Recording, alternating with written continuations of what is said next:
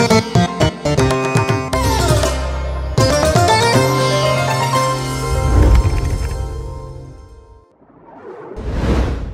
प्रिय माने प्रभु जीशु नाम स्वाधीनता दिवस बहुत बहुत अभिनंदन ज्ञापन करुछि। विश्वव्यापी बसवास करुवा भारतीय माने निजर स्वाधीनता को स्मरण करि आज अत्यंत से आनंदित अटंती। एही देश आज दिन रे उद्धार पाइथिला। आज दिन रे मो इंग्लैंड देशरू रही प्रचार करुछि।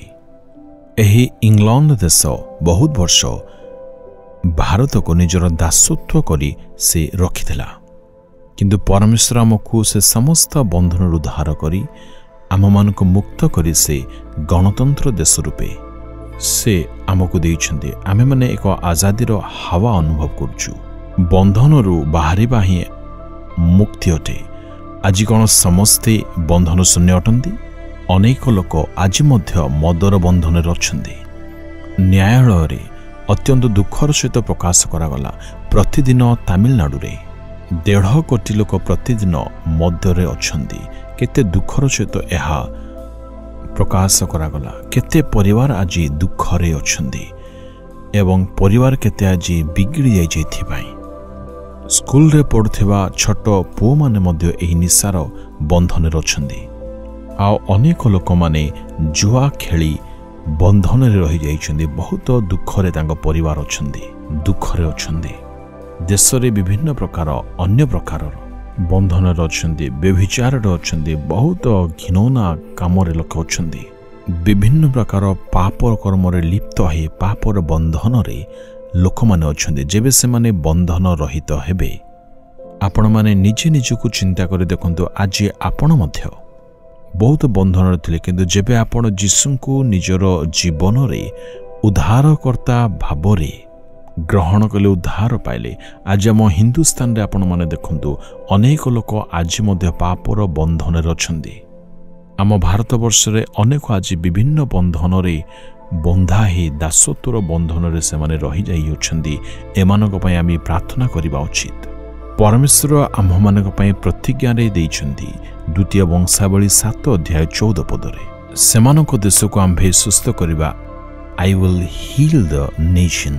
जो माने पापर अछन्ती, पापर एवं श्रापर बंधन रे अछन्ती, परमेश्वर एपरि कहिबा पय चाहन्ती आम्भे सेमानक उद्धार करिबा। परमेश्वर आज कौन कहिबा पय चाहन्ती? जो माने जीसुको नाम ग्रहण करन्ती से माने निज निजको नम्र करिबाको पड़िबो आ प्रभुको चरण को आसीबाको हबो। आ जदि से माने कुकर्मरु फेरिबे तिभे प्रभु एपरि प्रतिज्ञा करुछन्ती से निश्चय सुस्थता प्रदान करिबे। आज आम्भे माने आपणको परीक्षा करू, आपणार समस्त पाप को स्वीकार करू। जाति भेद प्रथा जहा जहा उच्च नीचर चिंताधारा रही ए समस्त विषय को आमे माने त्याग करू, छाड़ी दऊ। आमे माने निज निज को आज समीक्षा करू, समस्त को एक स्वरूपे व्यवहार करू।